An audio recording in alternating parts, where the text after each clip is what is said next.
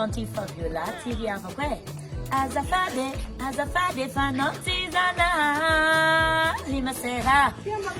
Eto zay hitatsika daholo reny ny toerana ety amin'ny espasy mianjarisoa apita tafika akavitany no misy ny Tanty Fabiola mitondra lekizy mitsangatsangana. Hitatsika ny piscine ny toerana espasy mazaka olona beta be mihitsy hitanareo ny clip izany mbola tsy nahita miaraka amin'ny Tandrina misy film tongava aty fa tena sady mahafinaritra be ny fandraisana ny sakafo assuré ambiance ihany koa manentana antsika tongava aty amin'ny espasy mianjarisoa apita tafika fa tena hoe wow aty ianao ma sœur frère miaraka amin'ny Tandrina tsy idirana gidina oye